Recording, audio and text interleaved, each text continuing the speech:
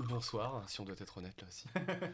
Est-ce que tu veux peut-être présenter le pif, le vin qu'on va prendre? Bah là, on boit du Syrah. Alors, du coup, c'est un cépage que j'aime beaucoup. Et celui-là, il vient d'un domaine qui s'appelle les Vins de Vienne. Voilà. C'est une bouteille que j'ai l'habitude de prendre dans ma cave parce que je la trouve très bonne. Et je me suis dit, bah tiens, pour le premier épisode, je vais pas te faire de folie, je vais prendre un vin que j'ai l'habitude de prendre à chaque fois. Très bien. Il est charpenté. Il est charpentier. Ouais. Ok, et bah écoutez, aujourd'hui le programme, ça va être les survivants. Bah en fait, pas mal de... Non, je vais dire pas mal de français, mais pas du tout, il y en a deux. Les Rascals, Ouais. Babylone, ça c'est pour les films qu'on a vus ensemble, et à la fin, chacun d'entre nous parleront de... Toi, j'oublie toujours le nom, c'est lequel dont tu vas parler? C'est les Banshees d'Inisherin. Voilà. Et moi, je parlerai de Terrifier 2. On rappelle que c'est uniquement des recos, donc partie du principe qu'au moins l'un de nous deux a aimé chacun de ces films. Et à la fin, les films dont nous allons parler à la fin en reco, toi ce sera Tigre et Dragon, si je ne dis pas de bêtises. Et moi ce sera Le Pigeon, qui est un film bien plus ancien que moins de gens connaissent, je pense, mais qui est très agréable. On peut commencer par Les Survivants. Et laisse-moi prendre mes notes, au moins pour le nom du réalisateur, mais on peut déjà dire qui du coup... Attends, je vais l'avoir. Allez, fais tête, c'est Guillaume Renusson, un truc. Ah, Guillaume Renusson, oui c'est ça effectivement. Ouais, bien vu. C'est son premier film d'ailleurs. Ouais, c'était un premier long métrage, ouais. Ouais. Et donc du coup avec Denis Laménoche, évidemment. Et cette actrice dont je vais écorcher le nom malheureusement, mais je vais essayer. Ça je l'aurais pas de tête par contre. Zahar Amir Ebrahimi, qui est une actrice assez particulière parce qu'elle a été obligée de partir de l'Iran, elle a été radiée de l'Iran parce qu'une sextape a été dévoilée d'elle, et donc du coup elle a dû complètement refaire sa carrière en France. Elle est tuée par exemple dans Les Nuits de Machad l'année dernière. Elle jouait la journaliste qui enquêtait sur un tueur en série qui a vraiment existé. T'avais bien aimé ça, les Nuits de Machad? Et moi j'avais beaucoup aimé, ouais. Très violent, mais voilà, et Denis Ménochet qu'on connaît... Qu'on aime.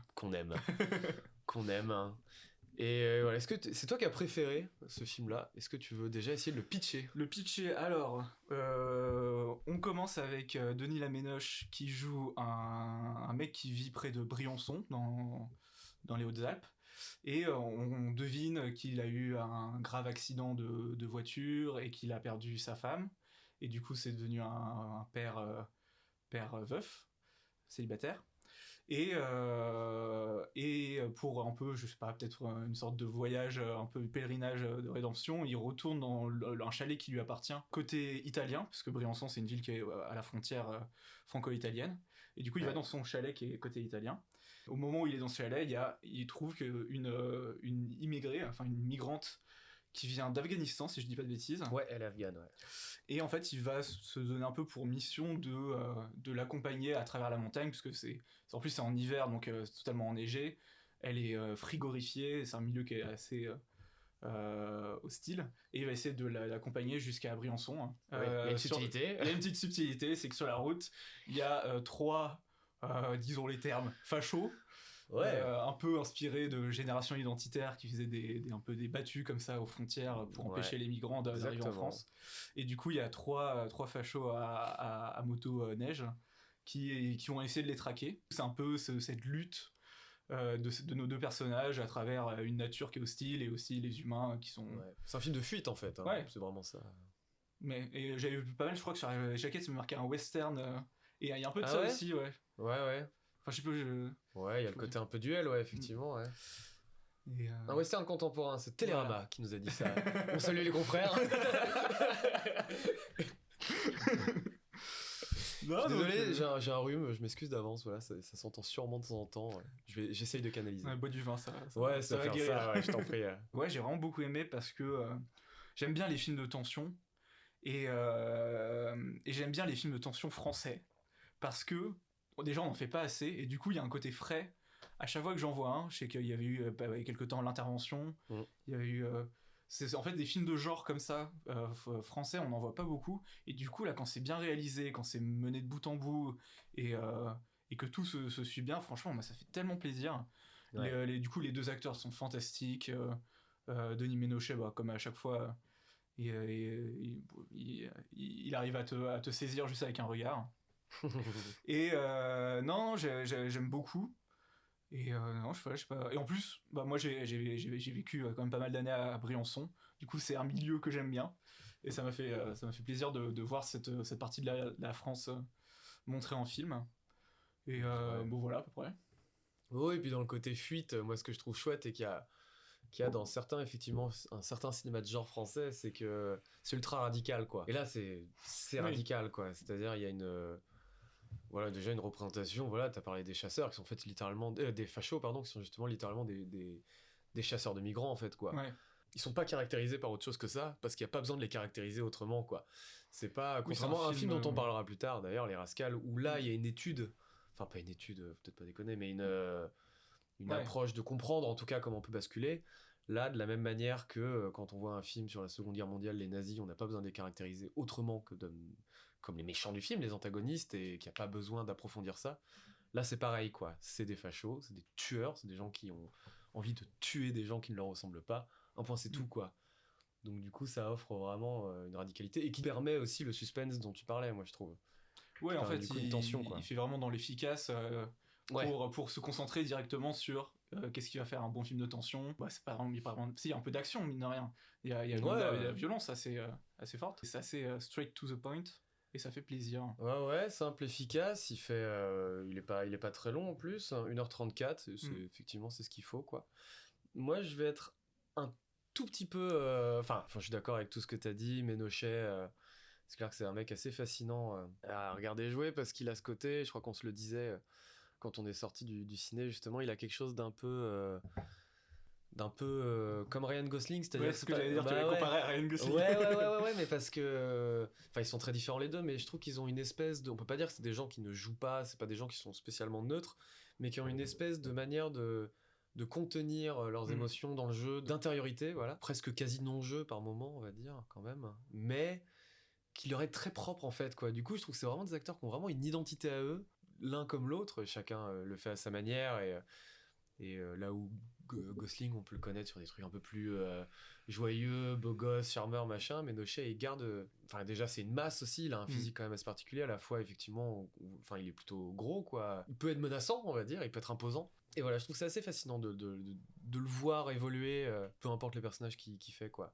Ouais. Là où je mettrais un petit bémol, et justement, on en a pas parlé depuis qu'on parle du film, justement, et que moi, je vois la limite, on va dire, là-dedans. Tu as dit justement, c'est dans un chalet, etc., c'est isolé. Je trouve que les moments de fuite d'un point A à un point B, d'un point B à un point C, sachant que c'est à chacun de ces points qu'il va y avoir une rencontre avec les fachos qui va être du coup dans une violence qui va être de plus en plus forte. Je trouve que ces moments-là sont franchement ratés. Il y a des trucs intéressants, genre les plans drone par exemple. Enfin, c'est toi qui avait dit ça la dernière Oui, fois. ouais, parce qu'en fait, les fachos utilisent un drone pour bah, faire leur chasse aux migrants, pour repérer les migrants avant de les interpeller. C'est aussi utilisé de façon cinématographique, où on va utiliser des plans drone, parfois juste au zénith des personnages, et comme si on était du point de vue de ce drone-là des fachos et qu'on les observait évoluer dans la montagne. Ouais, ce qui donne un truc très inhumain aussi, du coup. Ouais. Mais là où moi je vois la limite, c'est qu'en fait, tous ces moments-là se ressemblent. Et je trouve qu'il y a un vrai manque. C'est dommage parce que je me dis, si ce film-là avait maîtrisé cette partie-là, je sais pas, il aurait été vraiment jusqu'au bout de ce qu'il avait à proposer. Et je trouve qu'il aurait gagné en richesse.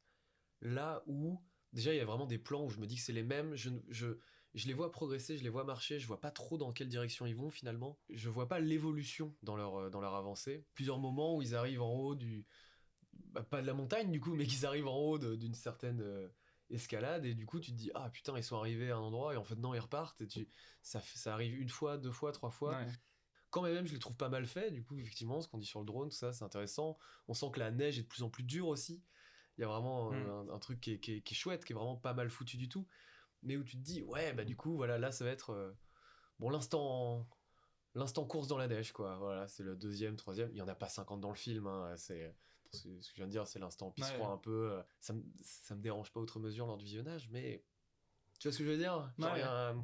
tu te dis, putain, c'est con, quoi. Ouais, moi je trouve, enfin, je suis pas entièrement d'accord parce que je trouve qu'il y a aussi un truc sur les corps, parce que bah, en fait plus ça va aller, plus leur corps va être détruit, à la fois Ouais. par la neige, le froid. Il y a vraiment un moment où ils sont meurtris de froid et tu les vois essayer de se réchauffer, et tout, un moment très tendre. Et, Ouais, très belle scène, ouais. Et il y a aussi, bon, ils sont attaqués du coup plusieurs fois par les fachos, des fois ça les blesse. Et en fait, plus ça va, plus tu sens que bah, c'est un enfer, de chaque pas est un enfer, et il y a un peu ce truc de putain, est-ce qu'ils vont réussir à faire le prochain pas? Bon, j'exagère peut-être un peu, Oui. mais il y a un truc un peu de que ça devient de plus en plus dur, et que du coup, quand ils voient une maison à la fin, bah, tu dis, ah, est-ce qu'on est sauvé? Est-ce que. Oui, on peut dire que la tension disparaît jamais vraiment, quoi, effectivement. Enfin, parce que la Ouais. douleur est toujours présente, et bon, la menace aussi, quoi, clairement. Enfin, et clairement, il va pas y avoir un moment au bout de 45 minutes où ils disent ok, on vous laisse. Et ils font demi-tour. C'est clair que c'est. Ils vont pas devenir potes, hein. Ils vont pas se dire, bon, finalement, on est tous les mêmes. Ah là là. Ah, vous venez d'Iran, vous venez d'Afghanistan. Oh, c'est bon, bah, ça va en fait. Nous, c'est des Kurdes qu'on cherche. Ah bah moi aussi, je les déteste. Ouais, oh bon, ça serait une alternative. Ah si, dernier truc, mais là on peut pas dire. Je trouve que la toute fin Oui. est très mauvaise. Voilà, mais je crois qu'on est Mais ça, d'accord c'est là-dessus, vraiment on va dire les 5 dernières minutes qui sont un peu. Ouais. Enfin, pas les 5 points, moi je serais un peu plus indulgent que toi. Pour moi, c'est les 30 dernières secondes qui. C'est un peu lourdin, il aurait pu couper 30 secondes Ouais. plus tôt. On va dire, moi, il y a un épilogue que je trouve pas horrible, effectivement, mais dont je pense qu'on aurait pu s'en passer. Mais par contre, les 30 dernières secondes, par contre, je les trouve horribles. Enfin, je veux dire, je les trouve Ouais, de trop, flingués, quoi. Ouais, de trop, Surtout et qui ont rien à foutre là, en fait. Moi, surtout juste ça. un cut avant, c'était parfait. Ouais. Donc voilà, Oh. je sais pas si t'as d'autres choses à dire sur Non, les non. survivants. Non, bah allez le voir, hein. Je pense qu'il est encore un peu en salle, enfin en tout cas à Paris, Ouais, pendant quelques Renusson, temps. Guillaume Renusson. Ouais, c'est un peu la limite de Cinévin, du coup, c'est le côté, effectivement, comme on en parle plus tard, des petits films comme ça sont forcément baisse en distribution, déjà qu'il a été assez mal distribué. Ouais. Après, bon, bah, déjà, à Paris, il y a toujours moyen de les voir pendant quelques mois quand même, en général. Et on sait jamais, selon là où vous êtes, il y a souvent des fois, c'est décalé de 3 semaines. Je sais pas. Moi, je viens d'une ville qui s'appelle Quimperlé, et généralement, les films arrivaient à l'affiche, c'était pas rare que ça arrivait 2 ou 3 semaines après leur sortie, et peu importe le film, quoi, que ce soit un petit film ou un gros blockbuster, voilà, ça peut arriver bien après, quoi. Rien à ajouter, on peut passer au suivant. C'est bon. Ok, je ne vais pas regarder le synopsis, mais je vais quand même. Est-ce que tu arriveras à voir le réal de tête? Putain, moi je l'ai. Ah ouais? Ouais. Merde, c'est Jimmy. Ah, c'est en 3 trucs. L'apport à le trésor. Ah putain, Jimmy l'apport à le trésor, Ouais. effectivement. Juste avant ça, parce que c'est moi qui avais insisté pour qu'on aille le voir, ce film-là, parce que j'avais vu son court-métrage Soldat Noir à la Cinémathèque, je sais plus à quelle occasion, c'était genre pour les courts-métrages peut-être de Cannes 2021, un truc comme ça. Et j'avais trouvé le film, oui, je reveux bien du pinard, ouais. J'avais trouvé le film vraiment intéressant en fait. Je l'avais trouvé assez incomplet, mais oh là là, il y aura du montage.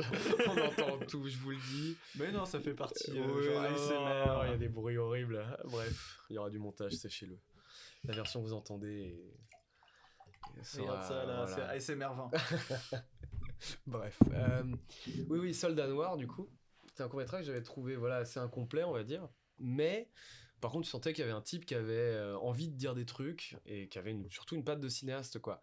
Le film laissait entrevoir ça, et du coup, j'étais vraiment très curieux de voir Les Rascals. Et bah, du coup, le synopsis, Les Rascals, c'est un groupe de jeunes banlieusards avec toute la mixité de peau que ça impose. Ça a son importance. Je le dis pas parce que pourtant je ne vois pas les couleurs d'ordinaire, mais t'es un citoyen du monde. je suis un citoyen du monde. Voilà, un jeune groupe de petits jeunes, et du coup les Rascals, parce qu'en fait ça se passe dans les années 80, mais c'est des gens qui se prennent pour pas un boys band, mais je sais pas comment on appelle ça, mais c'est un petit gang c'est des petites frappes, quoi. Voilà, des petites frappes, voilà, un peu à la James Dean, quoi, des trucs comme ça, dans les blousons noirs, ils ont 18-19 ans, mais ils s'imaginent comme un petit gang. Voilà, ils s'imaginent comme un petit gang dans les années 60 aux États-Unis, donc ils sont déjà eux-mêmes dans une sorte de nostalgie, enfin nostalgique, mais bref, voilà, quoi, ils ont la clope sur l'oreille droite, ils partent dans les bars, ils parlent de niquer des gonzesses, alors ce qu'on comprend très bien qu'aucun d'eux n'y arrive.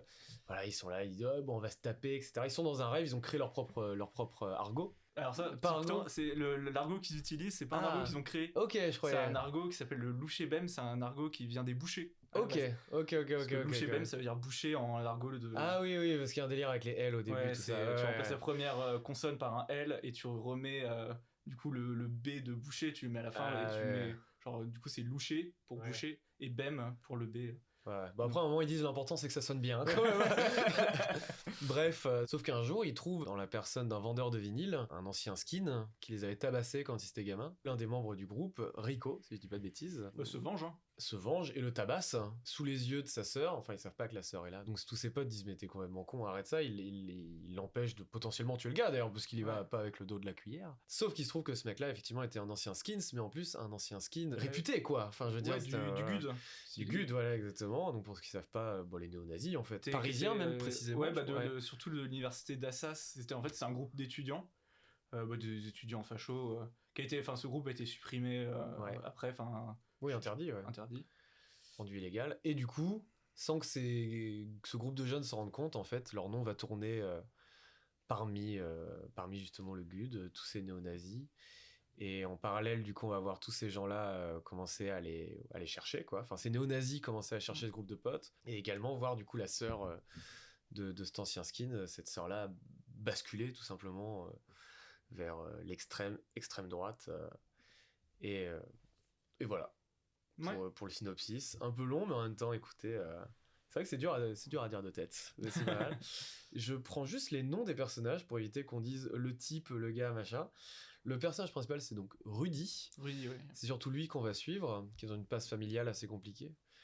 Et alors du coup, c'est moi qui préfère le film, donc c'est pour ça que c'est moi qui dis le synopsis, et c'est moi qui vais commencer à en parler. Moi, ça a vraiment été un gros choc, hein, vraiment, c'est très possible que ce soit dans le top 10, voire le top 5 de fin d'année, vraiment quoi. Alors, encore un film de genre français d'ailleurs, alors là aussi très radical, Ouais, très violent aussi. très violent. Je retrouve un peu de Asbestas, j'aime beaucoup Asbestas, et du coup de cette violence omniprésente, c'est pareil une peur souterraine qui gangrène tout le film en fait, quoi. C'est-à-dire encore une fois, ça peut pas bien finir.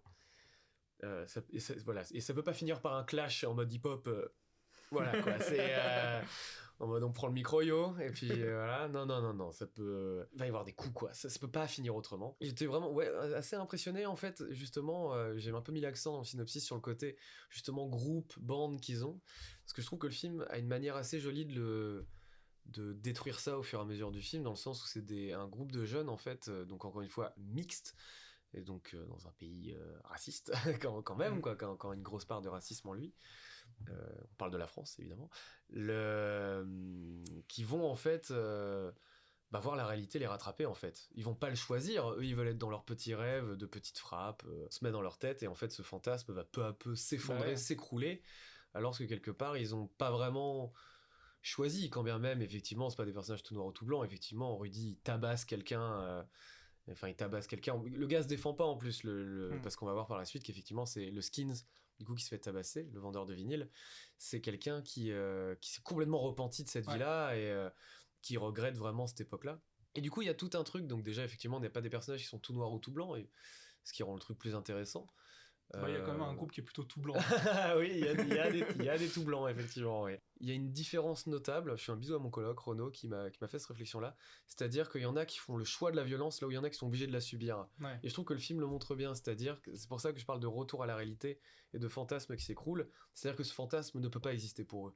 En Ouais. fait, littéralement, il ne peut pas tenir, il peut pas exister dans la France telle qu'elle est, encore plus dans ces années 80, parce que du coup le film se passe même plus précisément en 82, je crois, donc parce que c'est le moment où les néo-nazis ont repris le cœur de Paris. Ouais, j'avais 84 en tête. 84 peut-être, ouais, c'est dans ces eaux-là en tout cas, quoi. Le moment en tout cas, oui, ils ont repris... c'est début 80 quoi. Où ils ont vraiment repris le centre de Paris, le film se passe juste avant. Je sais pas, je trouve ça intéressant effectivement toute cette progression, voir cette jeune fille du coup complètement balancée, et je trouve que le film met aussi assez bien en scène le fait que tu fais le choix de cette violence-là. Pourquoi on peut faire le choix de cette violence-là aussi? Il y a quand même toujours une envie de pouvoir derrière, quoi. Ouais. C'est-à-dire qu'on va contrôler, c'est nous qui choisissons, quoi. On le voit dans une scène où on va dire qu'il malmène, pour être poli, des communistes. Ouais. Cette fille-là est pas encore complètement passée de l'autre côté, même si elle est bien entamée. On va dire elle est excitée par cette scène-là, quoi. Là, c'est bizarre un peu comment je le dis, n'imaginez pas... On n'est pas dans un clip, elle va pas se mettre à faire des trucs bizarres en les regardant tabasser des communistes, mais on va se rendre compte que ce truc-là va lui procurer une vraie excitation dans le fait de voir encore une fois le pouvoir que peut avoir cette violence, cette envie de contrôle, quoi. Donc je trouve que le film le montre merveilleusement bien, je peux pas dire, mais je trouve sa fin génialissime. Je sais qu'elle a été pas mal critiquée parce qu'on va dire qu'il a plusieurs fins. Moi, c'est quelque chose que j'aime pas beaucoup en général. On a parlé de l'épilogue pour les survivants, tout ça. Ah, moi là, j'aime bien épilogues, moi, j'ai l'épilogue. beaucoup de mal. Ouais, c'est assez particulier, c'est un peu déroutant en fait. Mais on va dire que ça redonne un certain sourire. C'est très gauchiste, on va dire. Et encore, parce que pour le coup, si tu défends les néo-nazis, t'es une merde, qu'est-ce que tu veux que je te dise, quoi. Genre, voilà.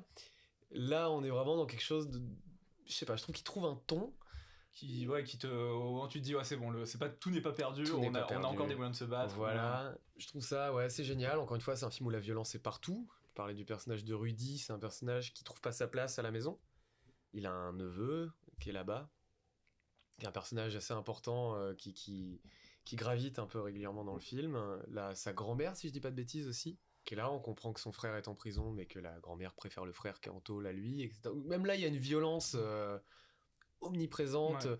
Même, alors j'ai oublié qui c'est, mais le mec qui est là au début, qui envoie plusieurs fois. Genre son oncle ou son Ouais, parrain. un truc comme ça.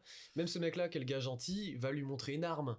Donc même là, la violence est là, quoi. Quand même, il lui montre en mode, bah tiens, mais tu qui peux est un chef de gang. Oui, qui est un ancien chef de gang, je sais voilà. plus, ouais. Encore une fois, la violence est partout. Je trouve que c'est un film vraiment passionnant. Je pense qu'on peut le ranger dans des films importants sur oui, le racisme et tout ça, parce que évidemment ça se passe dans les années 80, mais du coup ça fait écho de par comment le racisme s'imprègne dans la vie de gens qui n'ont rien demandé. Il y a un thème à cet épisode, hein. Ah ouais. Entre les survivants, les rascals. Ouais, il y a des trucs. Le fascisme. Je suis d'accord qu'on parle pas des trucs les plus joyeux. Il va y avoir des trucs plus joyeux après. Bon, alors, j'ai beaucoup parlé, je me rends compte, mais encore une fois, c'est un film que j'ai vraiment beaucoup aimé. Vous allez vous rendre compte au fur et à mesure des trucs que quand je suis dithyrambique, je le suis généralement pas mal. J'ai rien de négatif à dire. Et voilà, je sais pas, qu'est-ce que c'est. Moi, je suis désolé, j'ai dit beaucoup de trucs. Non, mais j'ai beaucoup aimé aussi. Encore une fois, ouais, la radicalité et la violence qui est à aucun moment ils vont la mettre de côté. Le GUD et les néo-nazis sont c'est une violence extrême et on se la prend en pleine gueule. Et non, ça c'est vraiment quelque chose que j'ai beaucoup aimé. Moi, si j'avais des petites réserves, c'était surtout sur la première partie où je trouve que le film te prend pas beaucoup par la main. Déjà j'ai mis du temps à comprendre que, ah oui, d'accord, le néo-nazi l'ancien néo-nazi qu'ils ont tabassé le disquaire. Je dis vendeur de vinyle depuis tout à l'heure, mais il y a un mot pour ça, c'est disquaire. Oui, j'avais pas compris qu'au début, que c'était lui qui avait tabassé la bande quand ils étaient gamins. Ouais. Parce que je crois que le seule chose qui peut te faire deviner ça, à part le fait qu'il a envie de se venger, mais c'est à un moment ils disent son nom. Ils disent son nom au début quand le néo-nazi tabasse, et après il le redit quand il voit la photo du disquaire en mode. Oui, c'est qu'il voit une photo de lui c'est Loki, jeune, ouais. Oui, c'est ça, Loki, ouais, bien vu. Mais si t'as pas ça, en fait, tu fais en mode attends, qu'est-ce qui vient de se passer là? Pourquoi il commence à se tabasser? Et pareil pour les personnages, parce qu'il y a beaucoup de personnages. Ouais. Notamment dans la bande, on entend tout de suite 5 ou 6. 5, je crois, ouais. Et ouais, avec 6 avec le gamin, quoi. Et plus tous les personnages adultes qui gravitent autour. Mine de rien, même pour savoir, tu sais, on hésitait, attends, est-ce que le mec c'est son parrain, c'est son oncle? Oui, ouais. Pareil, est-ce que c'est sa mère, c'est sa grand-mère? Je crois que c'est sa grand-mère. Est-ce que c'est son frère, c'est son neveu? En fait, c'est que des trucs comme ça, où je trouve que j'étais un peu en mode, attends, c'est quoi les relations entre personnages? Depuis quand ils se connaissent, qui est qui pour qui? Et mine de rien, ça fait que toute la première partie, j'ai mis un peu de temps à rentrer dedans. Mais au final, j'ai beaucoup aimé et c'est juste un petit défaut. Il y a un défaut qu'on s'était fait là, on s'était fait la remarque, je viens d'y penser, pardon, j'en ai un. Même si je suis pas en désaccord spécialement avec toi, mais je trouve que ça peut servir le truc, parce que typiquement quand il tabasse le vendeur le disquaire, bon sang, je vais y arriver, hein, quand il le tabasse, du coup ça fait qu'on est aussi perdu que les autres, quoi. On se prend la violence et on comprend que a posteriori. Oui, c'est lui, parce que la caméra ne le montre pas, la photo du gars. Ouais. Genre, on peut dire aussi que c'est une mise en scène assez précise et assez classieuse quand même, quand on n'est pas dans quelque chose de très cam-épaule, etc. Ce qui fait que la violence aussi n'est pas cachée par des artifices de mise en scène, quoi. Clairement, tu sais que si quelqu'un doit se prendre un coup, peu importe que ce soit un poing, une batte ou un poing américain, tu vas voir ce coup, quoi. Ouais. Voilà, pardon, mais comme j'ai pas dit, attends, juste parce que je te coupe, j'ai pas dit le défaut qu'on avait trouvé. Les gamins du début, parce que ça commence qu'ils sont enfants, ils jouent pas très bien. Ouais, ça je vais pas le retenir comme défaut. Parce que oui. les gamins, ça joue jamais bien. Et Ouais, ça va pas la tête. en fait, moi, je le prends plus pour un bon point positif quand ça arrive, plutôt que... Oui, d'accord. Tu Ouais. vois, c'est quand il y a un gamin qui joue bien, bah c'est trop cool, quoi. Oui, mais c'est vrai que c'est flippant. Le film commence et tu commences par des enfants qui jouent pas très bien. Tu te Ouais. diras, bon, c'est l'entrée. Mais après, comme ils se font tabasser, c'est pas grave. Comme ils jouent mal, c'est pour ça. Non, mais enfin... Ouais, non, mais juste pour revenir sur cette scène-là de chez le disquaire, comme un peu avant, on a vu qu'ils se bagarraient contre un autre gang, mais d'ailleurs sans vraiment se bagarrer, c'est plus ils montent des armes et après ils fuient chacun d'un Oui, côté. des concours de beats, pour le dire grossièrement. Et du coup, moi j'avais l'impression, je me disais, ah bah c'est juste un autre membre de gang ennemi, quoi. Tu vois, j'ai un peu ce truc-là, et c'est après que tu dis, ah oui, d'accord, en fait, non, c'est le mec qu'ils ont vu quand ils étaient gamins. Mais bon, voilà. Franchement, c'est des petits défauts. J'ai vraiment beaucoup aimé le film. Les acteurs sont très bons d'ailleurs. Ouais. On l'a pas trop dit, mais. Tous débutants. Ouais, et tu sens que tu vas les revoir après, quoi, parce qu'ils ont des Ouais. gueules. En plus d'être. Ils ont des gueules, ouais, c'est vrai. En plus d'être bons, ils sont identifiables, ils ont des gueules, et. Enfin voilà. Ouais. Je pense qu'on va les revoir. Ouais, bah, ce personnage-là qui tabasse le disquaire, il a vraiment une tête, une espèce de mélange entre Elvis Presley, James Dean. Enfin, il a vraiment une tête, un visage qui a des formes, quoi. Ouais. Ouais. Non, je pense que c'est des gars à suivre et un réel à suivre quand même le film se plante royal au box-office. Mince. Mais c'est un de ses premiers longs aussi, je crois que c'est son deuxième long. C'est son premier long. C'est son premier long. Tu parles de qui, du réalisateur? Ouais. Ouais, c'est son premier long. Ah, mais du coup, on enchaîne avec deux. Enfin, on a vu. Deux premiers longs métrages c'est cool, ça. de réal français. Et bah, tous les défauts que j'ai dit, je les retire. Il n'y a aucun défaut. Non, mais franchement, si ça, c'est son premier long, c'est quand même très très stylé. Et puis ça fait plaisir d'avoir des mecs à suivre, en fait, quoi. Ouais. C'est ça qui est intéressant. Et pour le coup, ce qui est cool, c'est que quand bien même le film se plante, comme on est en France, il y a des moyens pour des gens qui font des films qui marchent pas de rebondir après, quoi. Je veux dire, on peut avoir la possibilité d'avoir des gens qui font des films qui se plantent à chaque fois. Bon, c'est jamais des gens à qui on va donner 15 millions, hein, mais aussi un succès critique. Mais voilà, c'est ça, quoi. Il y a Et je crois c'est des gens qui ont la possibilité de continuer leur carrière, quoi. Donc c'est cool. Ils disent quoi, Télérama, du coup, là-dessus? Sur les rascals. Un western urbain. Ouais, ce serait bizarre. Parce que pour le coup, le côté western en soi, là...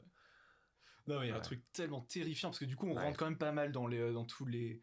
le GUD et la sphère néo-nazie en général, le fait qu'ils utilisent pas mal les catacombes, enfin les souterrains de Paris pour se retrouver, pour s'organiser, pour faire leur discours. D'ailleurs, on voit notamment un prof d'Assas. C'est ça, j'allais dire, il y a des intellectuels aussi, quoi. Et on voit à quel point les facultés, notamment celle d'Assas, sont un peu, enfin en tout cas à cette époque-là, étaient vraiment gangrénées par le fascisme.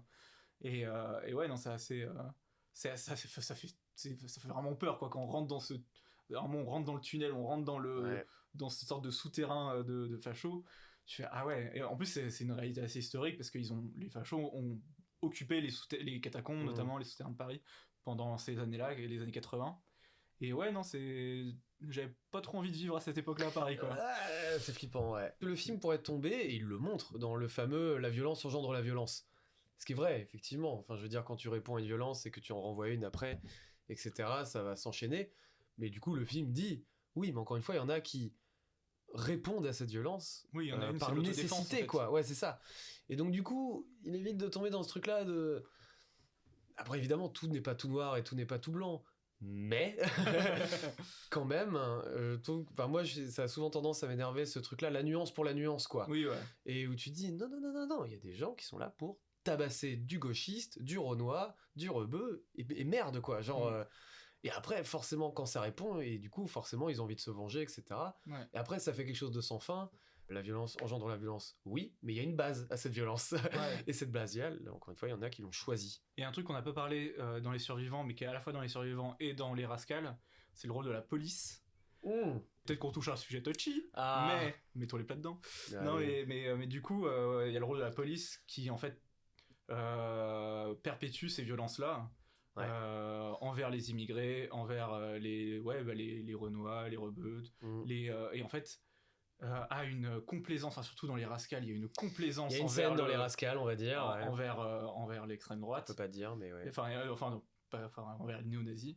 Il y a aussi cet aspect-là qu'on n'a pas trop évoqué dans Les Survivants, mais qu'on retrouve dans Les Rascals. Mais t'as raison, hein, parce que dans Les Survivants, ce qui est encore plus intéressant dans ce rapport à la police, c'est que elle n'est pas tant que ça présente, en fait. On la voit Juste au on début à la la voit fin. au début et à la fin, mais des gens la voient violente aussi.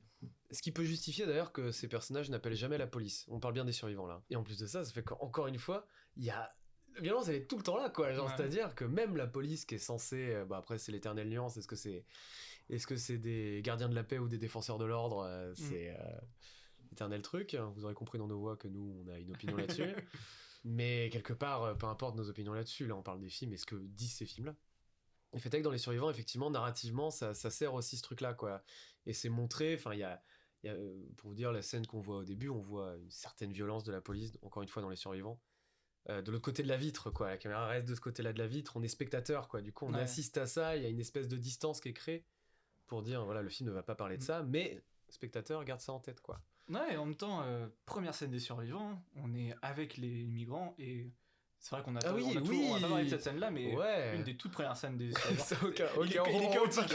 Allez, c'est bon, On a un podcast chaotique, mais toute première scène des survivants, c'est quand même des migrants qui se font chasser d'un squat, ouais, et de façon extrêmement violente. Et du point de vue du personnage qu'on va retrouver après. Et du coup, on prend toute cette violence-là en pleine gueule et sa fuite pour. Mais oui, on est trop con, on n'a pas parlé de ça, parce que c'est super intéressant, parce que c'est une scène miroir en plus. Parce qu'il y a une espèce de, pas de plan séquence, mais de plan très long, on va dire, en caméra qui suit les personnages. Il y a la scène des flics au début, justement, qui dégagent, qui détruisent tout dans ce squat. Et donc on suit le personnage de l'Afghan, je ne vais pas écorcher son nom, je me permettrai pas, de Denis Laménoche, à un autre moment, qui du coup a une espèce de confrontation avec justement les chasseurs de migrants, quoi, on va dire, et qui aussi... en intérieur, avec cette espèce de caméra qui va suivre le personnage avec une même forme de tension, une même forme de violence. Donc là aussi, le film fait quand même un parallèle quand même. Ouais. Quoi, on va dire. Généralement, quand on fait une scène miroir, c'est justement pour dire c'est la même chose, mais inversé. Donc il y a un peu ça, quoi. C'est-à-dire qu'il y en a qui sont dans l'illégalité, il y en a qui sont dans la légalité. Bon, de toute façon, est-ce qu'on a encore quelque chose à dire sur les Rascals Bon, moi je pense que c'est pour bon, revenir aux Rascals. On passe outre-Atlantique. Je vais te laisser présenter tout ce bordel. Et bah, du coup, on a vu la semaine dernière Babylone. Tout à fait. De Damien Chazelle, qui est un film quand même pas mal attendu après son La La Land, son Whiplash, son First Man, que tout le monde oublie. Ouais, parce que c'est super, First Man. Ouais, mais c'est peut-être son film le plus mineur. Enfin, j'ai pas vu son long métrage sur le jazz qu'il avait fait là avant Whiplash. Mais personne ne l'a vu en même temps. Donc, ouais, c'est un peu dur. Oui, le nom est à rallonge, j'ai oublié le nom. Ouais. Mais on va dire des 3 films qui l'ont fait arriver à Hollywood et devenir un des virtuoses d'Hollywood en très très peu de temps. Et c'est un délire. C'est en fait, ça se passe dans les années 20, enfin peut-être début des années 20. Enfin, milieu années 20, ça se passe juste avant l'arrivée du parlant, donc avant le chanteur de jazz, tout ça. Okay. Donc ça doit commencer 20... C'est 27 le chanteur de jazz. Ouais, donc, Et du coup, on voit 3 personnages, enfin même 4 personnages dans ce milieu-là, dès qu'ils sont là depuis longtemps, dès qu'ils viennent d'arriver. Et c'est un peu comment, enfin tout ce milieu-là qui est enfin, je sais même pas comment le décrire, mais qui est un milieu de débauche en fait, un milieu de too much, et comment en fait ce milieu va... Extrême. Ouais, extrême. Va en fait prendre l'arrivée du parlant un peu en pleine gueule, et il y a un peu un côté rise and fall. Est-ce que c'est pas un peu un Citizen Kane? On va dire le parlant et l'industrialisation d'Hollywood aussi. Ouais. Et du coup, comment nos 4 personnages vont traverser tout ça. Et je peux faire vite fait les personnages. Du coup, il y a Jack Conrad qui lui est un acteur très célèbre enfin, c'est que des personnages de fiction. Hein.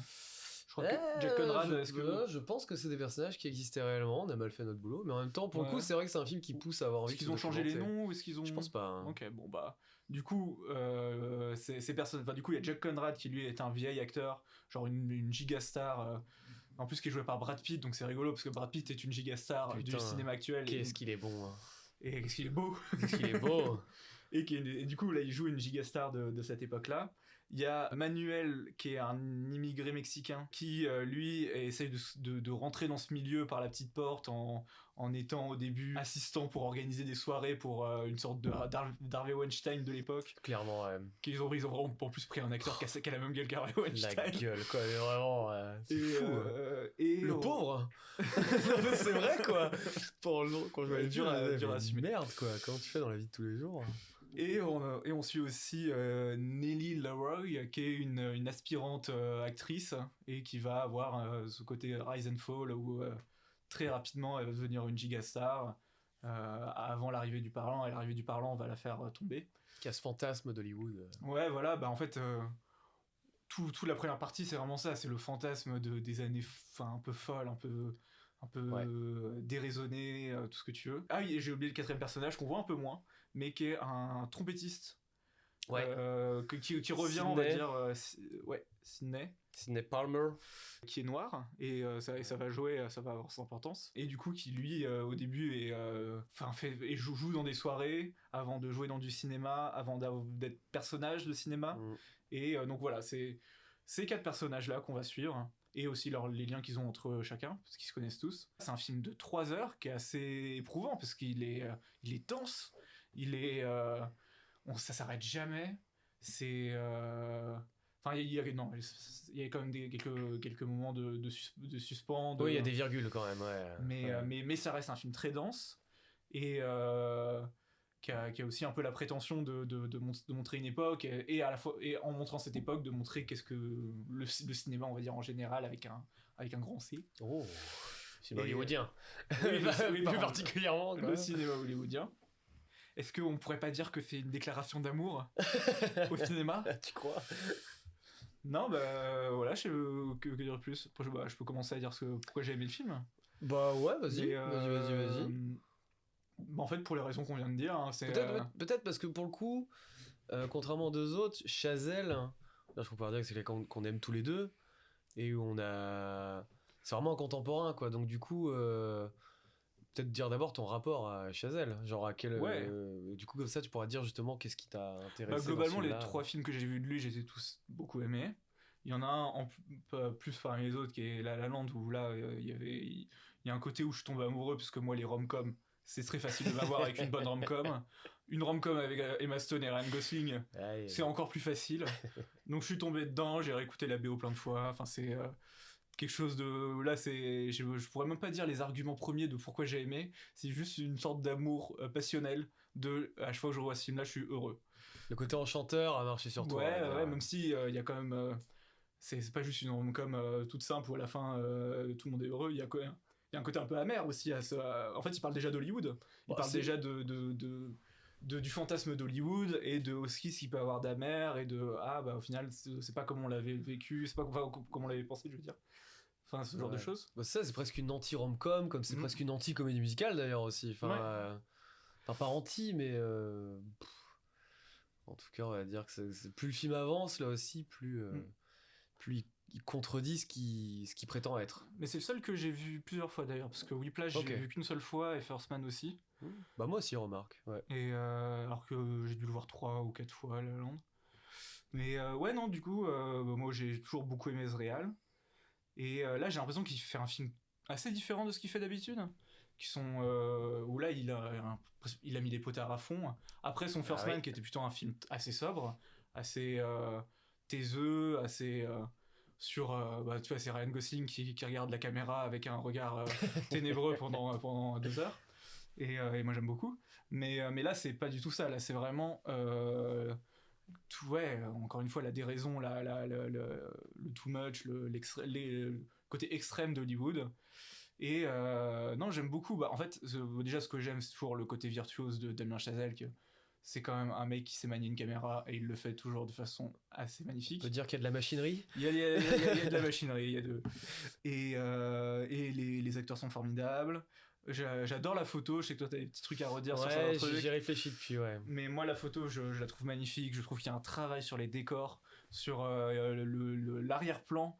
Il y a notamment des scènes. Ça commence par une scène une séquence de fête, de soirée, Ouais. qui dure bien 20 minutes. Ouais, on se posait la question en sortant du Et je cinéma. pense qu'en fait, je pourrais la voir 3 fois cette séquence-là, et toujours percevoir des choses différentes, tellement ça fourmille de trucs. Il se passe 15 000 trucs à l'écran en permanence. Et ouais, non, c'est assez euphorisant, c'est assez en fait excitant à regarder. Je peux lui trouver des petites faiblesses à ce film. Genre, il dure 3 heures, mine de rien. La dernière heure, je l'ai un peu senti passer. Même s'il arrive à me rattraper toujours, parce qu'il est quand même très fort, ce Damien. Il arrive à me rattraper à chaque fois avec des trucs. Et on pourra reparler après de la fin, qui, moi, trouve un peu gros sabot, too much, enfin, un peu forcé. Mais non, moi j'ai vraiment beaucoup aimé le film. Il y a quelque chose d'assez. Enfin, en fait, on sait dès le début que c'est un rise and fall et qu'il y a un côté un peu dramatique où on sait dès le début ce qui va arriver. Et donc, il y a aussi ce côté amer de voir ces personnages progresser vers leur fin. Oui, bah souvent quand on dit quelqu'un de virtuose, justement, il y a toutes ces notions. En fait, quelqu'un de virtuose, c'est quelqu'un qui sait très bien utiliser sa machinerie, en fait. C'est souvent ça qu'on utilise dans le côté très impressionnant des plans, etc. Et effectivement, moi, j'ai à peu près le même rapport que toi à Chazelle. Je trouve il a souvent eu quelque chose d'assez double dans ses films. Enfin, c'est un peu ce que je disais sur La La Land, le côté anti-comédie musicale, anti-comédie romantique. Il déconstruit beaucoup, en fait. Même Whiplash, c'est limite un anti-film de Whiplash, boxe. c'est Parce ça. que les Américains, ils adorent ce truc du film de boxe, Mmh. à la Rocky, le mec qui vient d'une classe prolétaire, qui grimpe parce qu'il s'entraîne plus que les autres, parce que lui il va saigner littéralement, parce que enfin il y a un truc comme ça, et pour finir à l'apothéose. Et dans Whiplash, il y a déjà ce côté amer où non, c'est pas vraiment une apothéose, parce que les sacrifices qu'il a fait, c'est quelque chose qui vont le rendre malheureux, Ouais, ce qui est un peu pareil dans First Man d'ailleurs aussi. C'est presque un anti-mythe américain, quoi. Ouais, c'est un mec vraiment intéressant, quoi. Et dans Babylone, je trouve ça. Babylone, en fait, il y a le côté Rise and Fall, mais en fait, c'est presque cuit de gueule de bois, en fait. Presque littéralement, parce que. Ouais, mais au début, la gueule de bois, elle paraît douce. Parce que d'ailleurs, c'est une gueule de bois littérale. Hein. Oui, littéral, mais même quand ils sont en gueule de bois, ils font des trucs incroyables. Et ça se finit bien. Oui, leur carrière s'arrête pas d'un coup. Et donc, il y a un côté où. Je parle de la deuxième séquence après, du coup, la séquence de fête. Ça se passe le lendemain. Ah oui, non, moi, quand je parle de gueule de bois, je parle du côté fall du film, tu vois. Du côté chute. Oui, mais parce qu'il y a vraiment une séquence de gueule de bois qui dure pareil 20 minutes. Oui. Ils doivent réaliser des films alors qu'ils viennent de vivre la soirée qu'on a vue juste avant. Quelle folie. Hein. Et la folie continue, et malgré leur fatigue, l'alcool, tout ce que tu veux, il y a encore la magie d'Hollywood, parce que le parlant n'est pas encore arrivé, parce qu'ils sont encore au prime de leur carrière. Ouais. Et la vraie gueule de bois, elle va arriver après, du coup. C'est ça. Moi, je trouvais intéressant, et je trouve qu'il le faisait aussi pas mal dans La La Land, c'est comment il arrive à utiliser son décor qu'est le cinéma pour parler avant tout en fait de l'évolution de ses personnages, en fait, quoi. C'est-à-dire que c'est pas quelqu'un qu'on a souvent qualifié de théorique. Moi, je suis pas spécialement d'accord, justement, parce que c'est toujours quelqu'un qui est toujours passé justement par des personnages avant tout, quoi. Et le côté théorique, effectivement, c'est pas un Hazanavicius qui va prendre des codes et se mettre derrière et qui va faire un OSS 117, où du coup c'est tout le décalage qu'il va créer qui va être intéressant. Effectivement, il a un discours, il a beaucoup de références. Comme ces références font partie... Tu peux apprécier le film sans les avoir, les références. Exactement, mais justement parce que tu les vois au travers des yeux des personnages, en fait, quoi. Donc si ton personnage est perdu, tu seras perdu. Si le personnage n'est pas perdu, tu seras pas perdu, parce que tel personnage... que j'en sais rien, patron de la Warner ou quoi, bon, on voit tout qu'est-ce que c'est que Warner Bros, mais un studio qui n'existe plus aujourd'hui, etc., tu vas le connaître de par ses interactions avec les autres personnages. Il va pas y avoir un gros plan sur sa tête et le mec il va dire bonjour, je suis machin, et où du coup tu vas avoir tous les mecs qui ont lu des bouquins sur le Hollywood des années 20 qui vont faire ah, putain c'est bidule, ce bon vieux bidule, et toi tu fais bah je sais pas pourquoi la mise en scène le montre comme ça. Non, pas du tout, il s'adapte toujours, quoi. Et c'est vrai que ça fait que c'est putain d'agréable à suivre, quoi. Genre c'est après je pense qu'elles y sont toutes les refs, elles y sont, en parlait, mais moi, elles sont pas balourdes, quoi. Ouais, voilà, moi je disais, je pense que de toutes les refs, parce que moi je connais pas trop ce milieu là mais je pense que je vais en avoir 5% des refs, mais à aucun moment ça va me freiner et je pense que quelqu'un qui a vu qui a une grosse maîtrise, parce qu'il va avoir un petit plus, il va se dire ah bah oui, quand il parle de ça, il fait vraiment référence à tel truc et tout, mais et puis t'as même des rêves plutôt actuels. Enfin, il y a quand même un moment où ils font parler Brad Pitt en italien. Dans une scène assez commode. La première fois qu'on voit Brad Pitt, qui pour moi c'est une rêve à Inglourious Basterds, mais qui est à mourir de rire cette scène. Non, et puis c'est vrai qu'il fait partie de ces mecs-là je trouve, qui ont cette faculté de... encore une fois, dans le côté virtuose, où tu vois des compositions de plans, des manières d'amener des personnages, tout ça, où tu fais... Ah, il est fort, quoi. Parce il a quelque chose de... Il a une mise en scène très visible, en fait, Chazelle. C'est... ce qui n'est pas un compliment en tant que tel, hein, mais voilà. Et le truc, c'est que quand tu as une mise en scène visible, c'est-à-dire, soit tu fais comme, je sais pas, Sam Raimi, où le personnage... Enfin, la caméra est littéralement un personnage. Donc, du coup, ça offre un point de vue différent. Enfin, typiquement, genre, le plan de Evil Dead où ils lisent le bouquin et où t'as la caméra qui fonce à 200 km/h dans la forêt, tout ça. Voilà, il y a un côté personnifié de la caméra. Donc soit tu fais ça, soit t'as intérêt à ce que, quitte à ce que ta mise en scène se voit, qu'elle ait du sens et qu'elle soit intéressante à regarder, quoi. Parce que sinon, tu vas juste avoir des mouvements de caméra partout et quelque part, en tant que spectateur, tu te dis quelque part quel est l'intérêt, quoi. Et lui, effectivement, quoi, il y a vraiment des idées de composition. Là, il y a une scène où effectivement, dans La Gueule de Bois, il tourne un film de guerre Incroyable, ça. qui est complètement folle. Littéralement, il montre la folie de ces personnages-là, dans le sens où il y en a un qui est en train de réécrire, Brad Pitt qui est en train de réécrire la scène du scénar lorsqu'ils sont au milieu d'une scène de guerre, qu'en fait une scène de guerre de film, sauf que putain, c'est limite une vraie scène de guerre, quoi. Ouais, c'est ça. Il y a un mort. Il y a des gens qui sont blessés, tu vois des plaies ouvertes. Enfin, c'est genre, mais des choses qui arrivaient vraiment, hein, d'ailleurs. Ouais. Effectivement, ouais. Bah, comme il n'y avait pas de truc de syndicat ou quoi, machin, je veux dire, et c'est pour moi que le film est plus intelligent. On pourra parler après de la nostalgie chez Chazelle. Mais du coup, là, je finis là-dessus, c'est que à la fin, ça finit sur un baiser sur la colline, avec la scène de guerre derrière. Et ce que fait Chazelle... Et un papillon. Et un papillon, c'est vrai. Et en fait, le plan est vraiment découpé en deux parties. Il y a le baiser et il y a la folie derrière, quoi. Donc c'est ultra ludique parce que t'as littéralement deux cadres à observer, quoi. C'est-à-dire qu'il va pas faire, comme peut-être certains auraient fait, vraiment utiliser des lignes de fuite pour que tout soit dans un plan, qui aurait été sûrement très beau, hein, mais... Sauf que là, du coup, c'est très agréable de passer de l'un à l'autre, en fait, quoi. Ouais. Je trouve qu'il y a même un petit côté Où est Charlie. Je sais pas si t'as déjà lu les trucs Où est Charlie, mais tu sais, des fois t'as des scènes de guerre où ça fourmille de trucs, chaque petit personnage a sa propre histoire, et t'as 3000 personnages par double page, et t'as un peu ce côté là dans cette scène de guerre là où en fait tu pourrais t'amuser à suivre chaque petit personnage qui se bat contre un autre personnage, et trouver des petits trucs rigolos à chaque fois, et il y a un peu ce truc fourmillement, et ouais, non, très sympa. Non, donc ouais, c'est clair que c'est un mec qui sait ce qu'il fait avec sa caméra, quoi, c'est clair. Je vais passer au point que moi j'aime pas. J'ai bien réfléchi parce qu'effectivement on parlait en sortant du rapport même à la pellicule. Je vais aller plus loin. Moi j'aime pas la photo en fait. J'ai été jusqu'à ce qu'elle est très jolie, mais en même temps un film à 80 millions. Si ta photo est moche, je veux dire à part les Marvel qui sont gris, mais même là les Marvel c'est un choix. Le fait de rendre le truc impersonnel, c'est un choix. Moche. Non, mais parce que ça les rend impersonnels, ça fait que tous les films se ressemblent. Ouais. Et quelque part, c'est peut-être ça aussi que tout le monde est prêt à en voir 4 ou 5 par an. Et voilà, c'est un choix qu'ils ont fait.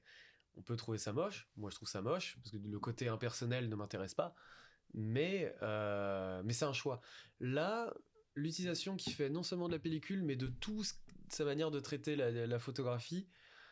En fait, quand tu me dis tu vas faire un film qui se passe dans les années 20, honnêtement, je pense exactement à ce type de couleur, à ce type de contraste, de tout ça, de comment dessiner le décor avec la lumière. Je pense exactement à ça.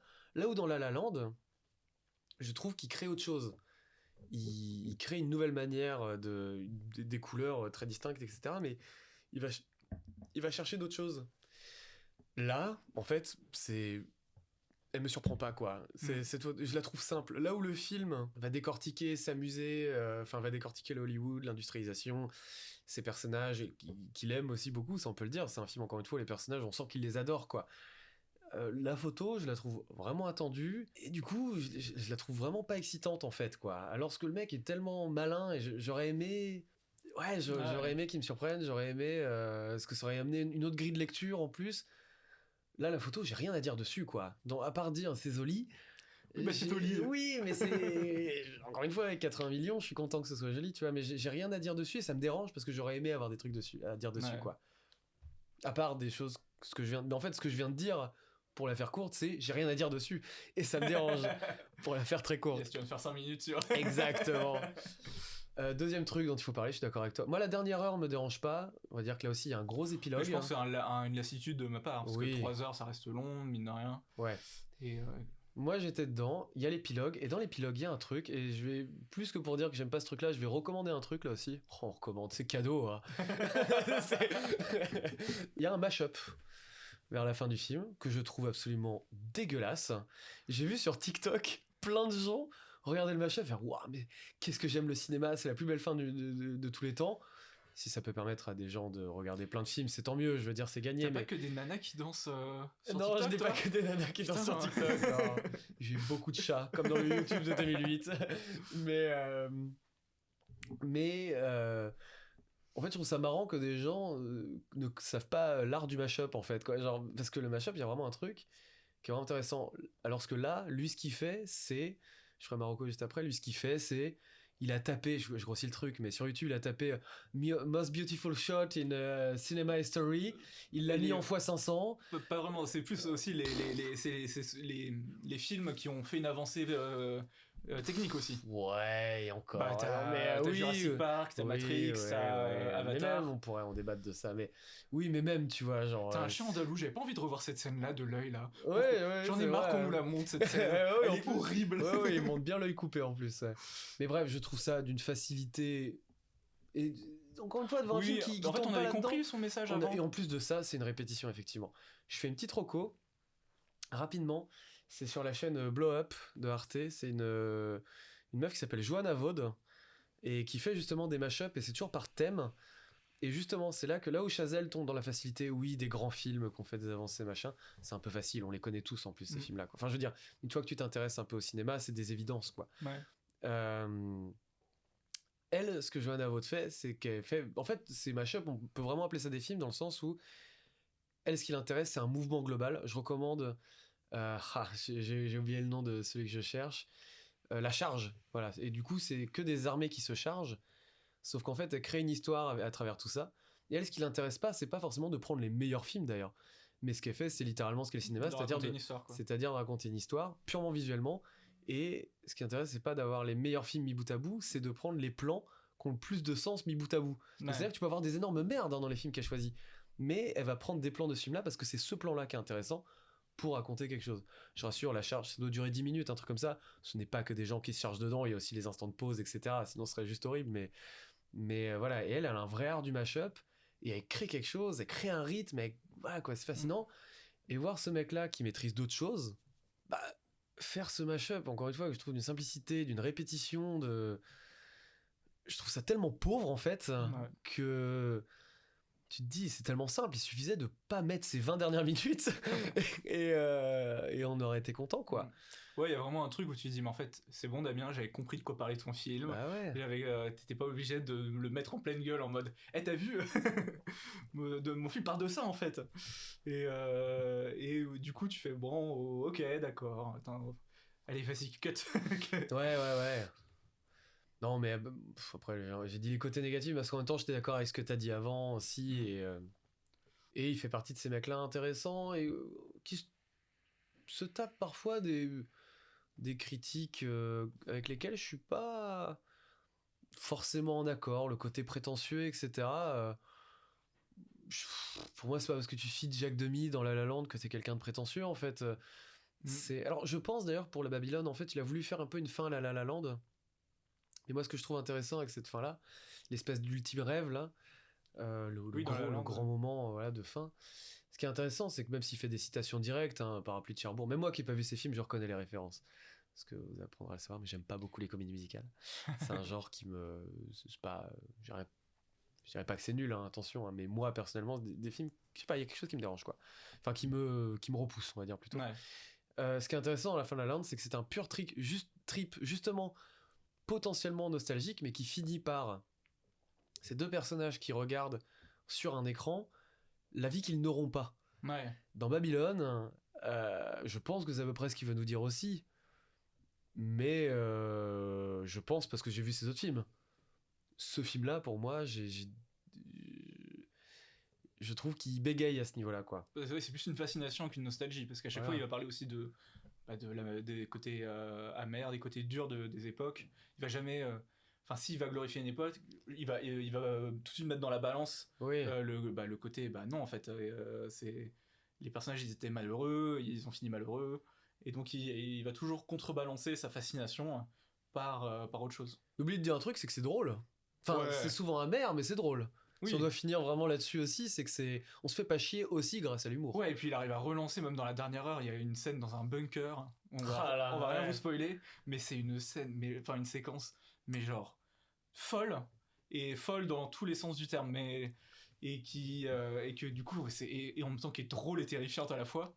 Mais en fait, il va réussir toujours à vous rattraper avec de l'humour, avec de l'excitation, avec tout ce que vous voulez.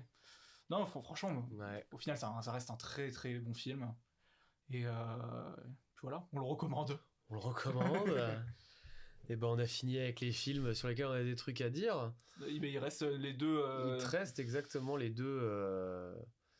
Les deux, bah du coup, j'oublie encore une fois le nom. Hein. Alors moi, c'était les Banshees d'Inisherin que j'ai vu. Tu as le nom du réalisateur? Non, c'est. Je pourrais essayer de le deviner. C'est pas genre un McDonald's. Si, c'est un truc comme ça.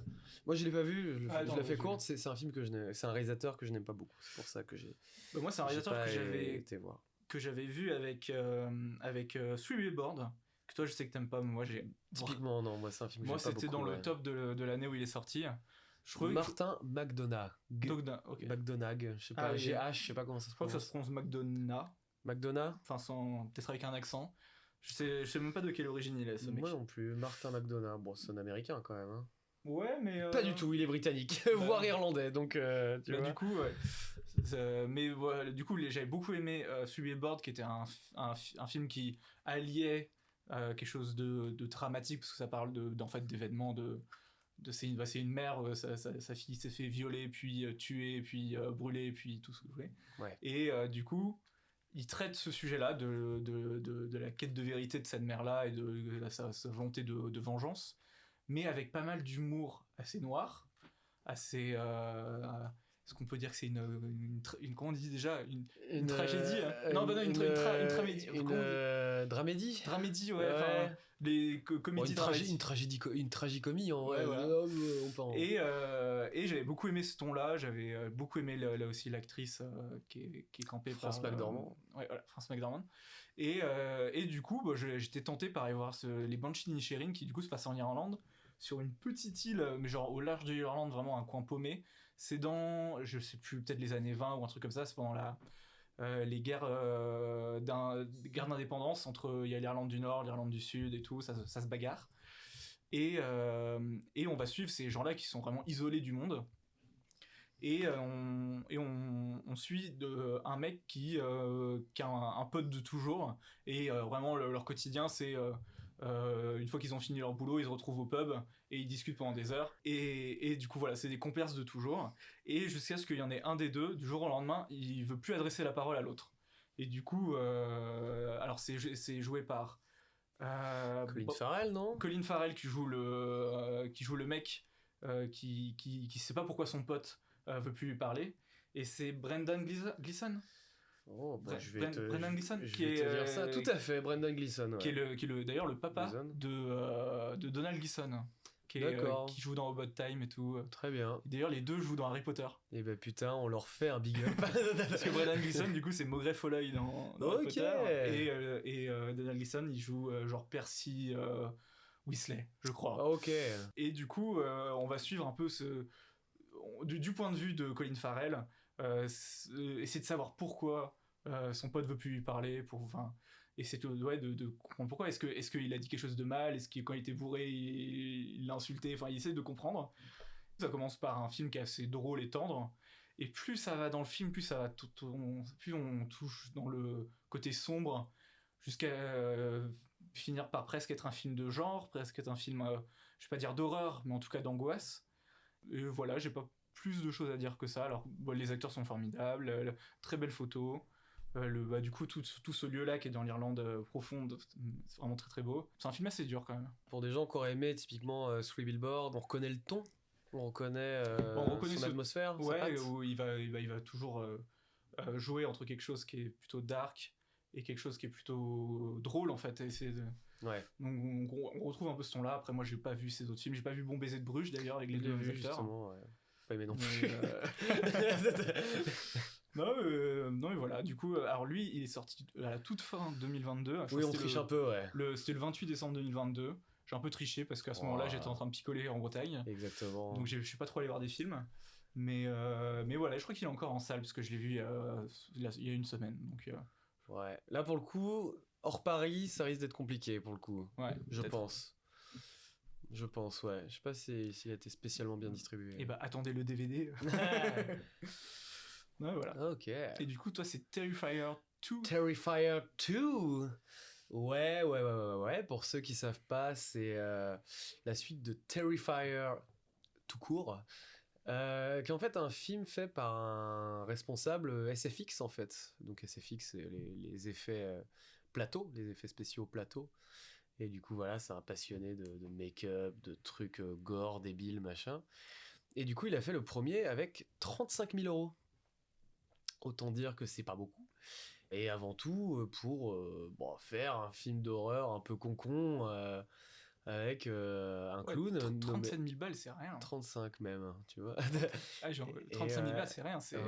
ouais. Non, c'est que dalle, hein. Donc avec ce personnage d'Art le clown, hein, C'est qui le budget est cocaïne de Babylone d'ailleurs. sûrement, ouais.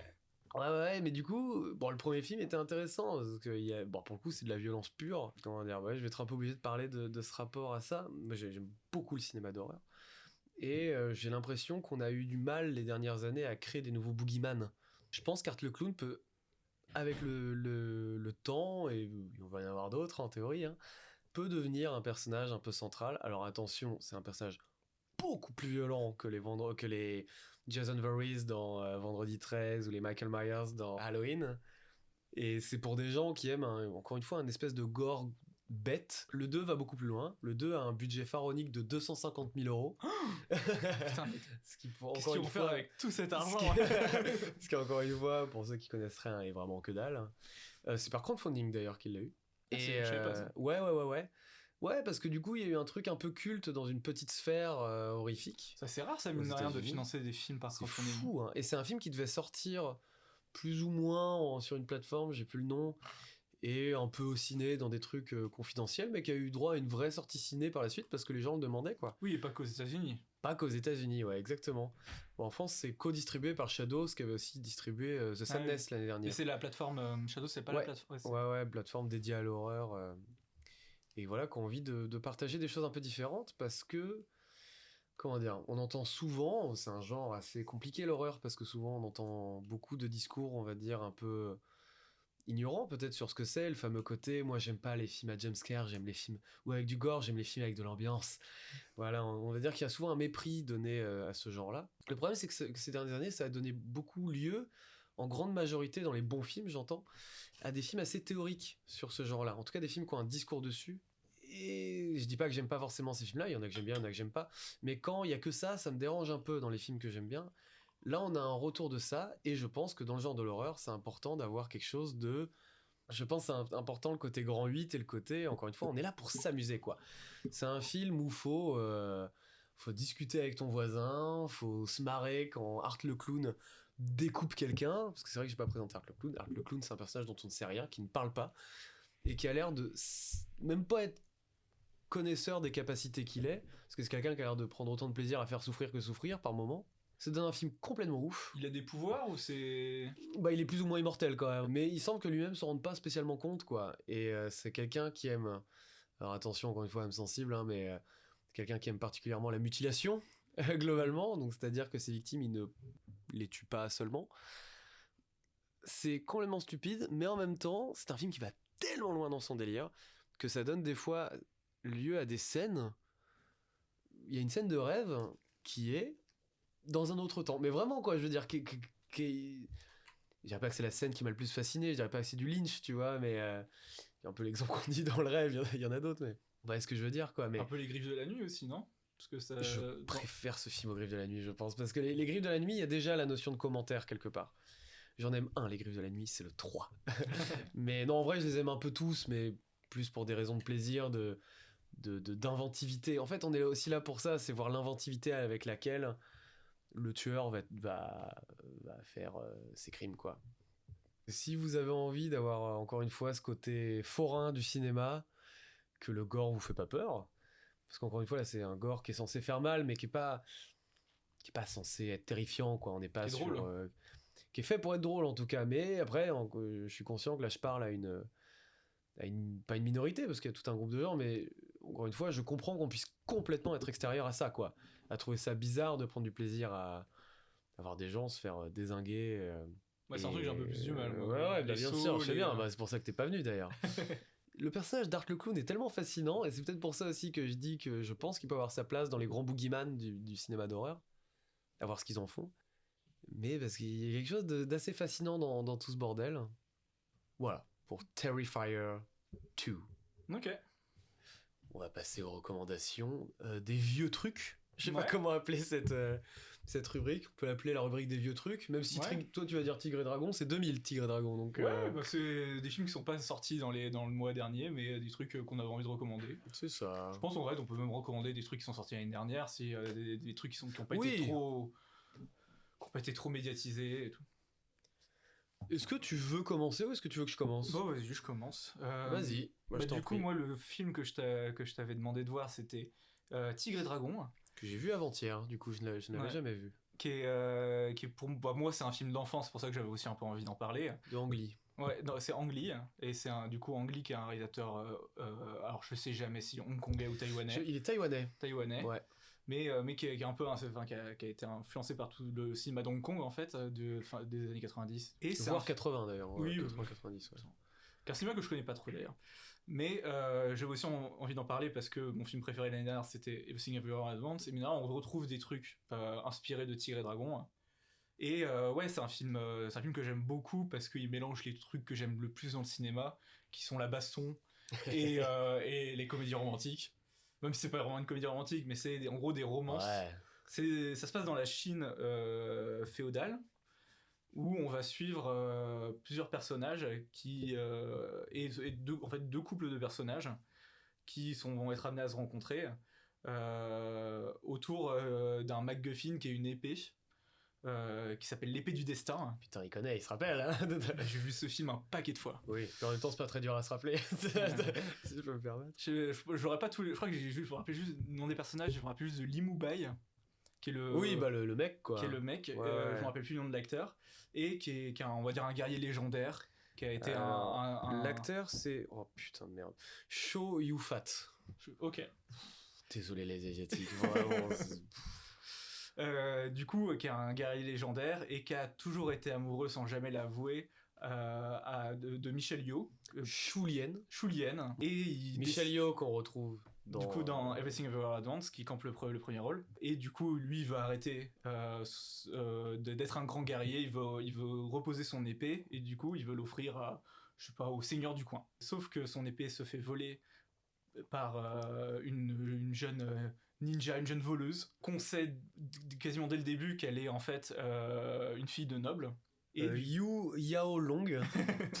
Voilà. Désolé, hein, encore une fois. Et du coup, on va suivre à la fois Michelle Yeoh qui essaie de retrouver cette épée-là, Li Mubai, l'ancien guerrier, qui essaye de recruter la jeune voleuse comme sa nouvelle apprentie. On va l'appeler Yu. Et cette Liu, cette jeune voleuse, qui elle a un désir de liberté, à la fois de s'émanciper de sa famille de nobles, de s'émanciper aussi de sa mentor, qui est une sorcière, plus ou moins. On va suivre leur histoire, et en parallèle de ça, parce que c'est un peu un montage alterné, on va suivre un épisode de la vie de la voleuse, au moment où elle s'est fait kidnapper par un brigand du désert. Le nuage noir. Ouais. Et où il va y avoir une romance qui se crée entre les deux.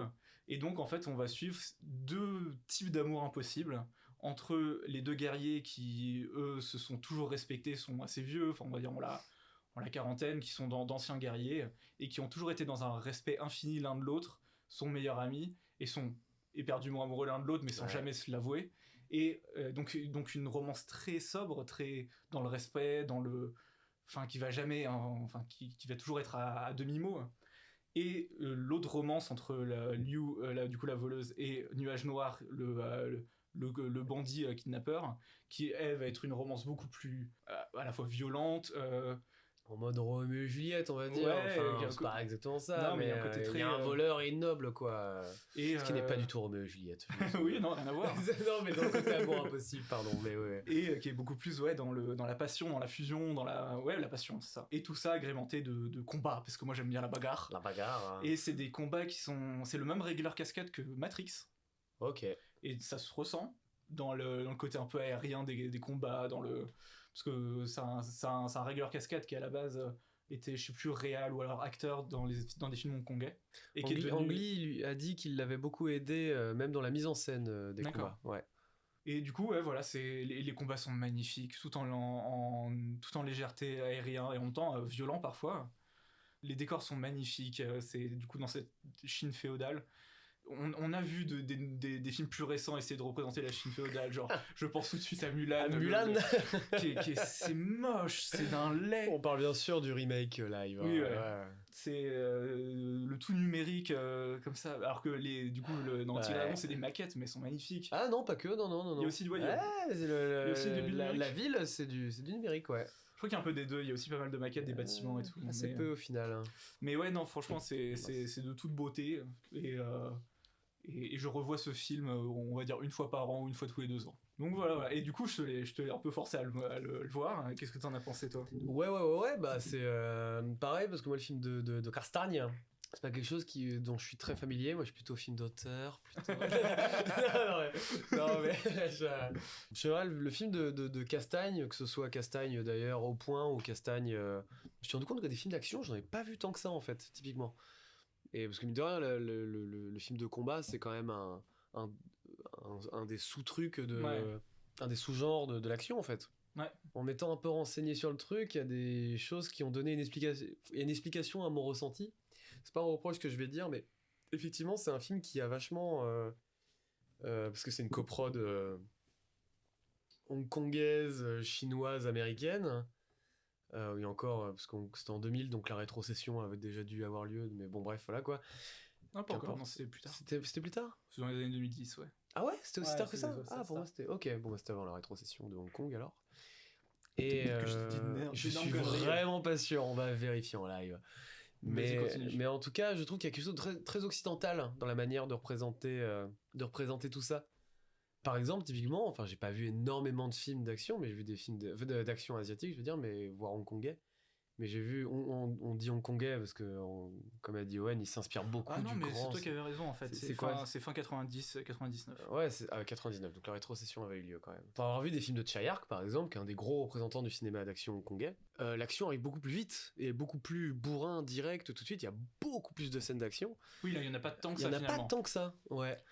Il y en a pas tant que ça, et le côté très aérien, littéralement d'ailleurs, parce qu'il flotte quand même dans les airs, permet, on va dire, une lisibilité et une accessibilité à un public qui est pas habitué à ça, et qui est super intéressant, je trouve, parce que ça rend pas les combats moins bien. Enfin, c'est pas de la... Tu lisses pas les combats, en fait. Tu les rends pas moins impressionnants, tu les rends pas moins violents, tout ça, hein, pour le rendre accessible à un public que tu juges plus bête. Mais non, du tout. Mais par contre, ils le rendent effectivement juste plus accessible. Et je trouve ça très intéressant. Je trouve le début un peu long, moi. Je trouve que ça blablate beaucoup au début quand même. Par contre, il y a une scène dont on parle souvent, qui est la scène des bambous. Ouais. Et après l'avoir vue, je comprends pourquoi on en parle, parce qu'il y a une des dernières scènes, enfin qui est une scène de plutôt dans la dernière partie. Plutôt vers la fin, qui est une scène de combat, qui est... J'ai beaucoup de mal à mettre des mots sur l'atmosphère dont ça dégage, parce que déjà c'est très en distance. Qui est à 2 vitesses. Enfin, du coup, l'un des personnages est là pour tuer l'autre, et l'autre est là pour lui apprendre, pour lui enseigner. C'est ça. Et du coup, il filme tout ça à distance, c'est une espèce de... quelque chose de très calme, en fait, dans ce combat. Même là, avec la musique, avec la durée des plans, avec...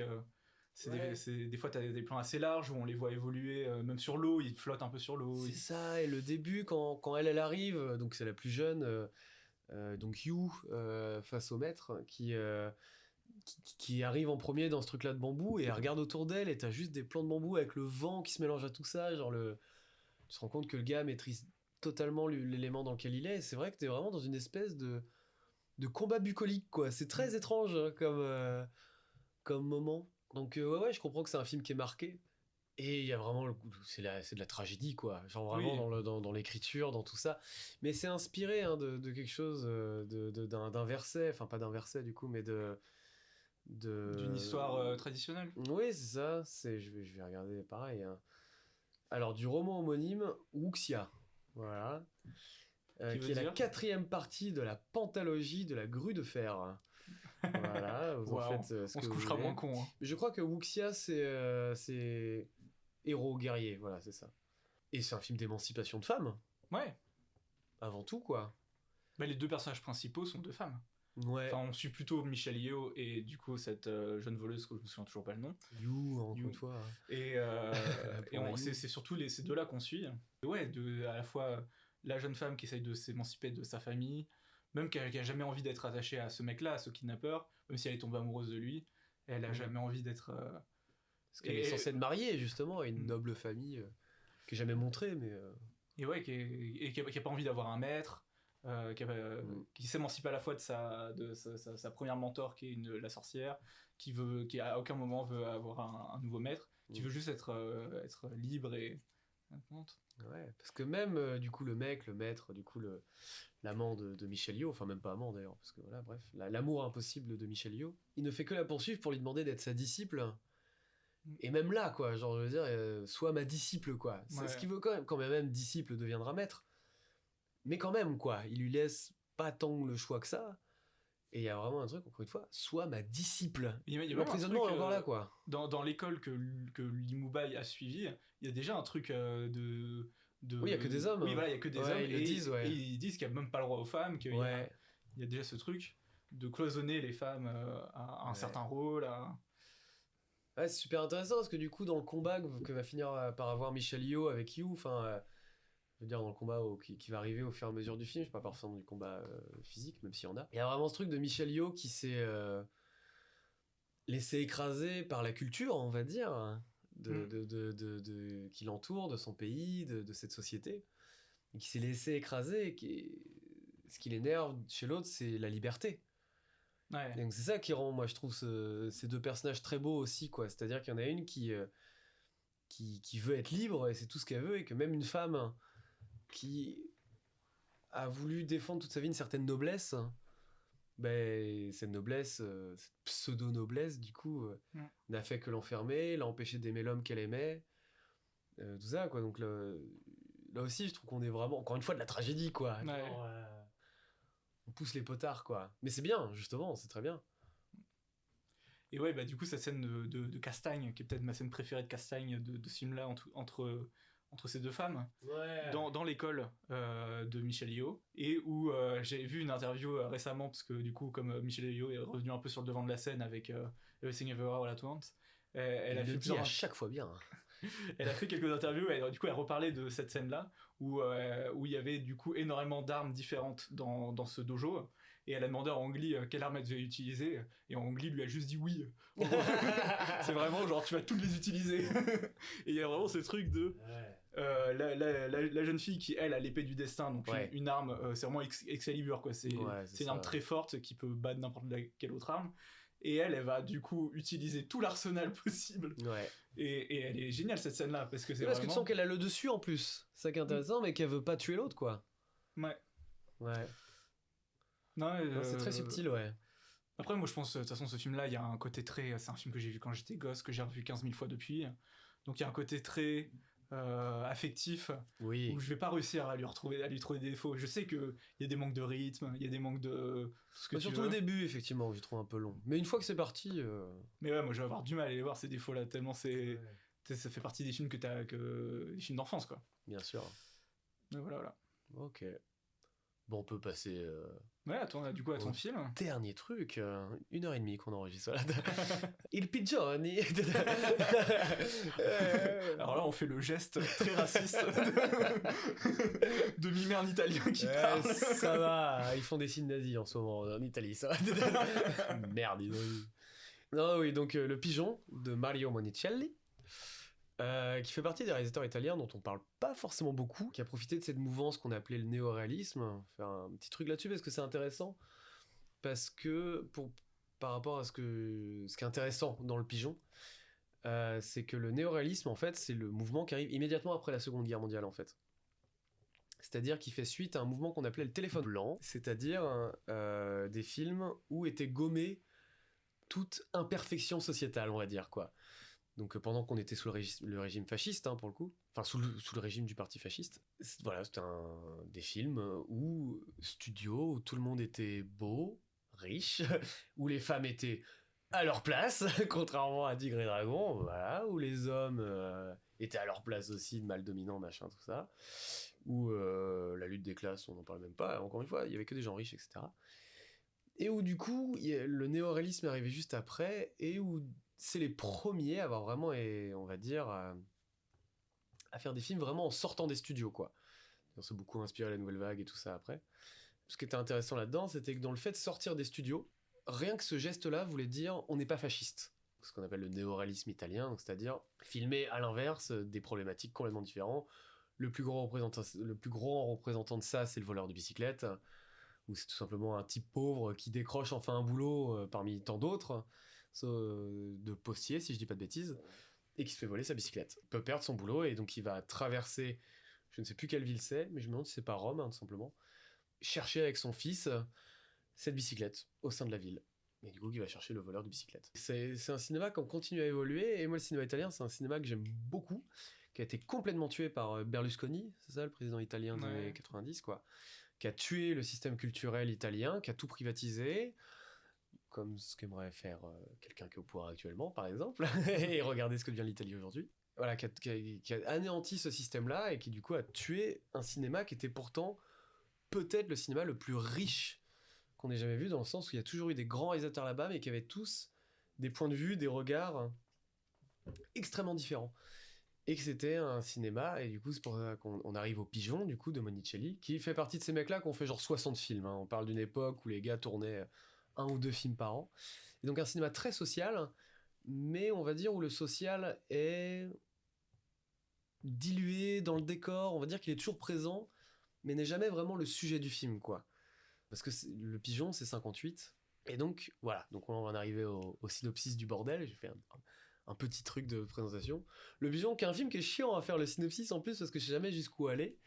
Mais on va dire que un pigeon, c'est un type qu'on envoie en prison à la place d'un autre. On le paye, on lui dit voilà, ton dossier est vierge, tu vas en prison. T'auras que 6 mois. T'auras que 6 mois. Et voilà, comme ça, le gars qui a payé, il va pas en tôle, quoi.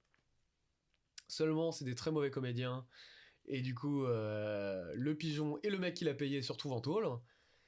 Et le pigeon va dire au gars bah ouais, mais à cause de toi, j'ai pris 2 ans. Et l'autre, il dit ah ouais, bah désolé, c'est con, j'avais un plan. Et il va dire le plan, qui est un cambriolage, du coup, d'une baraque, où en gros, il y a personne tel jour, machin. Il sait l'endroit de l'emplacement du coffre et tout ça. Et puis l'autre, il dit, bon, en fait, je me suis foutu de ta gueule, j'ai pris 6 mois avec sursis, je me barre. Et je vais faire le cambriolage à ta place. Et on va suivre, du coup, ce cambriolage. Qui est fait par une équipe de bras cassés. Qui est fait par une équipe de bras cassés qu'ils ont fait en banlieue. Pareil, banlieue romaine, je vais vérifier. Je crois que c'est ça, ouais. Et c'est là qu'on arrive, du coup, c'est-à-dire que la pauvreté n'est jamais traitée, mais elle est toujours montrée. Ouais.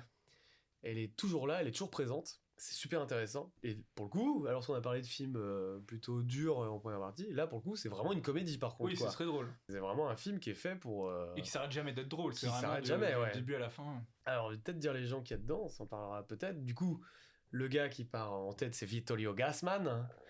Il y a Toto qui joue le petit vieux qui a toujours la dalle, qui était un des grands acteurs comiques italiens de l'époque, voilà. Claudia Cardinal, c'est vrai, effectivement aussi. Et Mastroianni. Et Mastroianni, dont la femme est en tôle dans les prisons de femmes où il emmène son gamin à un moment. Donc voilà, c'est cette équipe de bras cassés.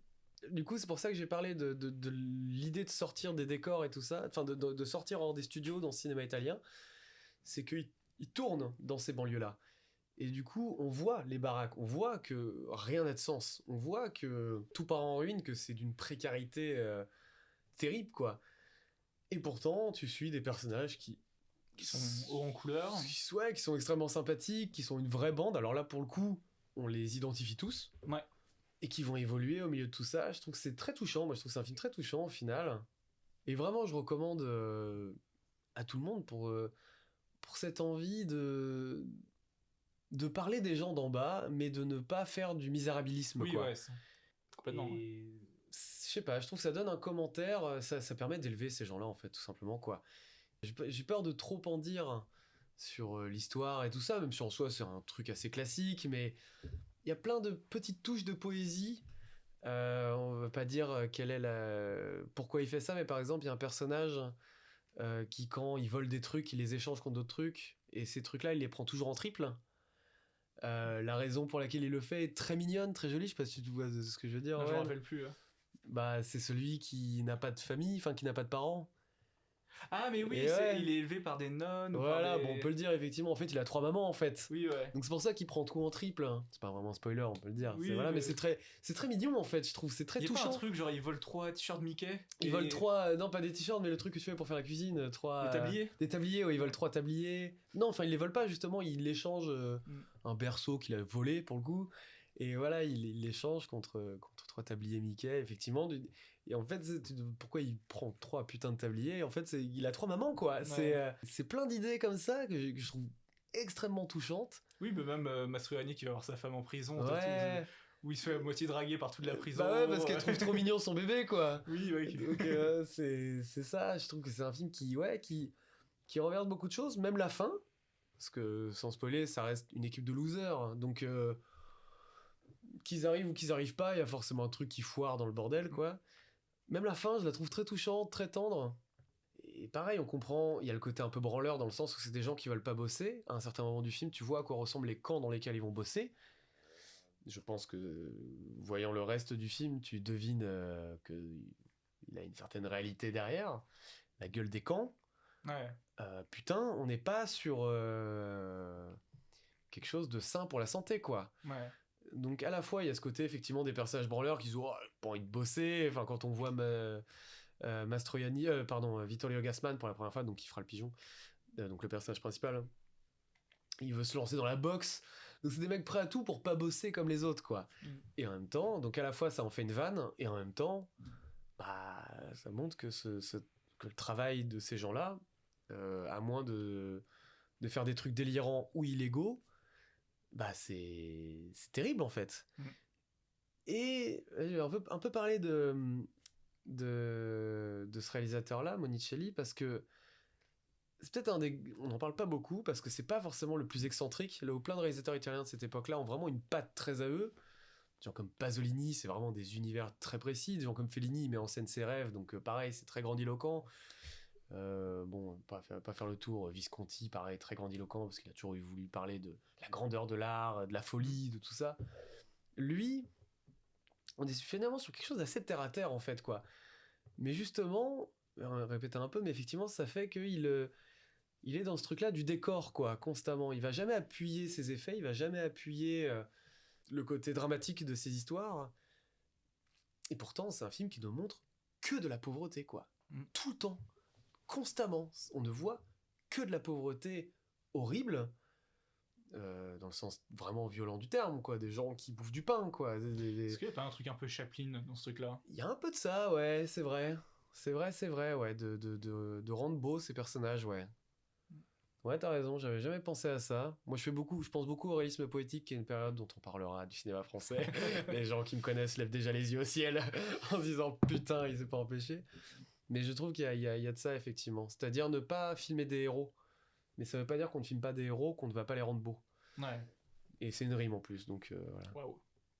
Donc voilà, donc ouais, c'est un film, voilà, moi qui me paraît, il me va droit au cœur, qui est pas un film d'enfance, que j'ai découvert assez récemment, mais j'ai revu des Monicelli depuis, et il est toujours dans cette teinte très particulière de... Ça, tu l'as vu 2 fois du coup, parce que quand tu me Je l'ai vu 2 fois, tu me l'as montré, c'était la deuxième fois que tu le voyais. Ouais. Parce qu'on l'a vu en salle du coup. Bah On a vas-y, eu- du on coup, a- on a- tu peux dire, toi, ce que t'en as pensé, comment tu l'as découvert, ce que t'as... Voilà. Ouais, bah du coup, c'est toi qui m'as amené le voir, me conseillant. Et c'était très cool de le voir en salle d'ailleurs. Et Ouais. non, moi j'ai beaucoup aimé. J'avoue que ça fait très longtemps que tu essaies de me faire aller voir des films italiens. Ouais. Et à chaque fois, je trouvais une excuse. Des fois, c'était des vraies excuses. Oui, des fois, ouais.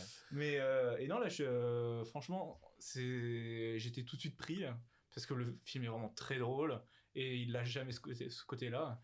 Du coup, tu t'ennuies jamais. T'es toujours avec les personnages. Les personnages sont très tendres, sont très comme tu l'as dit, ils sont tous identifiables et tu t'attaches vraiment à eux. Ils ont tous des arcs. Oui, Ouais. il y en a un qui va tomber amoureuse de la frère de l'autre. Ouais, exactement. Il y en a De la qui- sœur. De De la frère. De la frère. Ouais, bah on a fini la bouteille. Allez, on prend des shots. Pas du tout. Non, de la sœur. Du coup, il y en a un, c'est comme t'as dit, il a ses 3 mamans qui Ouais. l'ont élevé à l'orphelinat. Ils ont tous leur petit arc, leur spécificité. Leur contradiction. Et ouais, non, c'est un film très, très joli, très touchant. Et j'ai pas plus de trucs à dire que ça, parce que pour moi, t'as tout dit ce que je pensais, même plus. Oh. Du coup, Bim. non, mais ouais. Franchement, merci de me l'avoir présenté. Oh bah de rien. Hein. Je pense qu'en plus c'est une chouette porte envers ce cinéma-là qui... Oui, qu'un cinéma que moi je connais pas du tout pour ouais, le coup. hein. ouais, et qui a ses propres... C'est un cinéma très bavard, hein, on parle italien, tout ça, très... ils font beaucoup les gestes de la main qu'on a fait de manière probablement très raciste, mais en même temps ils le font tout le temps dans ce putain de film. Et non, mais c'est vraiment des grandes gueules. Enfin, Vittorio Gassman, c'est quelqu'un qui revient souvent dans des films de Dino Mais ils ont Risi, tous des des films gueules, très hein. satiriques. Ils ont tous des gueules. Ouais, t'as raison. Ouais, je pense que le cinéma italien, c'est un des cinémas qui arrive à le plus tomber dans la caricature, mais pour en extraire quelque chose d'autre, quoi. Avec des gens comme Dino Risi qui ont quasiment fait que des films satiriques. Parce qu'un film satirique, c'est très dur. Genre une satire sur un bout de papier, c'est facile. Mais sur tout un film, généralement, t'es obligé d'évoluer, de tirer vers autre chose que la pure satire. Sinon, ça tourne vite en rond, quoi. Et pourtant, c'est un cinéma qui a réussi à le faire beaucoup. Donc voilà, Le Pigeon, c'est pas une satire, hein, pour le coup. Pas du tout. Mais voilà, bon, il y a plein de rebondissements en plus. Le casse, ça doit durer 20 minutes, mais parce qu'il y a plein... C'est à mourir de rire. Il y a plein d'étapes. Et c'est... Forcément, ça va que se passer mal. Ouais, ça, Et qu'est-ce que c'est drôle. Je pense qu'on peut dire un moment où ils sont sur la vitre, là. Ah, mais c'est trop drôle. Bah vas-y, raconte, du coup. Là, je attends, mais non, vas-y, parce que je me rappelle plus en détail. Ils doivent passer par-dessus... Une sorte de verrière. Ouais, une verrière, voilà. Et la lumière s'allume, du coup ils s'allongent tous, et en fait c'est un couple qui s'engueule en bas, quoi. Ça, oui. Et du coup les mecs ils peuvent pas bouger, et le couple s'engueule pendant bien pendant 3-4 minutes, quoi. Bah ouais, et encore il y a des fondus, donc ça va peut-être durer 3 heures, quoi. Et les mecs ils sont tous allongés comme des cons sur leur verrière, donc il y a plein de détails comme ça. Donc voilà, le pigeon de... Je vais de checker si on peut le retrouver quelque part en... Je sais pas, parce que moi j'ai le DVD et on l'a vu au cinéma. Big up au Grand Action d'ailleurs, dans le 5e je vois arrondissement. qu'il est en location sur plusieurs plateformes, genre il y a Amazon, Apple TV, Orange, tout ce que vous voulez. Donc, Ok. vous pouvez le trouver facilement. Oui. Et on n'a pas dit ça pour Tigre et Dragon, mais Oui, bah, c'est un gros film culte, Tigre et Dragon. Je pense qu'il est facile à trouver. On va conclure hein, de toute manière. Ouais, est-ce qu'on se dit du coup les... Ah bah non, Tigre et Dragon est disponible nulle part. Peu cher. Mince. Non, mais c'est un film qui passe souvent, Oui. qui sera disponible à certains moments. Beaucoup de gens l'ont sûrement déjà vu. On peut dire ce qu'on attend, effectivement. Ouais. Moi, j'en ai un que j'ai découvert il y a quelques jours, qui est un petit film, qui est un deuxième film d'un mec qui avait fait un petit film français, du coup encore, qui était passé un peu inaperçu, qui était Le Dernier Voyage. Film de SF. Ouais, et bah il sort son deuxième film en février là. Ça s'appelle Les Rapaces, qui est un western dans le Paris des années 1900. D'accord. Dis-toi. Voilà. Ah non, c'est Les Apaches.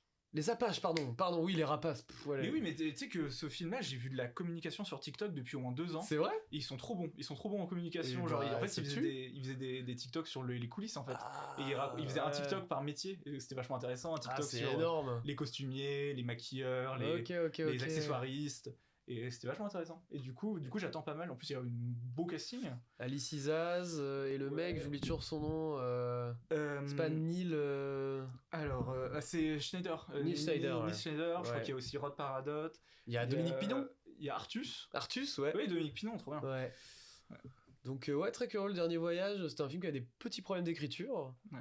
Mais qui avait de la gueule quoi pour un film qui était... Je suis un peu triste pour Hugo Baker, du coup le personnage qui est dans le truc du Puy du Fou. Voilà. Hugo Baker qui est l'acteur principal du Dernier Voyage, qui est plutôt un acteur que j'aime bien. Il avait joué dans une série d'Arte là qui était Au service de la France. Et là il fait le rôle principal du film du Puy du Fou qui a l'air d'être une surmerde. Et il y a Rod Paradot aussi d'ailleurs dans ce film. Un gros film royaliste, conservatiste, révisionniste. Ah putain. Et qui a l'air d'être un des même si t'enlèves tous ces défauts qui sont déjà pas mal, qui a l'air Ouais. d'être une horreur absolue dans tous les cas, quoi, genre. Ouais, c'est vrai qu'il y a rien qui va, ouais. Voilà, les Apaches, du coup, de mon côté. Et toi, Et du ça coup sort quand les Apaches? Février, mais assez vite, hein, peut-être Ok. le 16, un truc comme ça. Ouais, mais moi il y a plusieurs films qui sont sortis mercredi, mais du coup parce que là, enfin qui sont sortis du coup hier pour On nous. enregistre le jeudi 26. Hein. Voilà, et du coup qui sont sortis le 25 et que j'ai pas eu le temps de voir. Il y a Youssef Salem a du succès, qui est le film avec Ramzy, Ouais. qui parle d'un écrivain qui écrit sur sa famille et du coup ça crée des quiproquos dans la famille et ça a l'air très drôle. Donc voilà. Et il y a, je crois que ça s'appelle Tar, Oui. avec Kate Blanchett, Ouais. qui a l'air d'être un film un peu une sorte de thriller ou de film en tout cas de tension. Ouais, c'est une chef d'orchestre. Sur une chef d'orchestre un peu génialissime, avant-gardiste, tout ce que tu veux. Ouais. Et qui a l'air plutôt sympa aussi. Ouais, grave. Donc voilà, ça c'est un peu les Ouais. films que... La bande-annonce est top. Ouais. Pour le coup. Ouais. Petite roco bande-annonce. Petite roco. C'est... Non mais voilà, c'est les films qu'on a pas mal dans les prochains jours. Ok, et bah mortel. Et ben on en parlera dans une vingtaine de jours dans tout ce que ça peut vouloir dire, encore une fois. Est-ce que t'as aimé le vin? J'ai aimé le vin, j'ai aimé ta compagnie. Bah écoutez, on conclut là-dessus, et puis voilà, bonne soirée. Ouais, bonne soirée.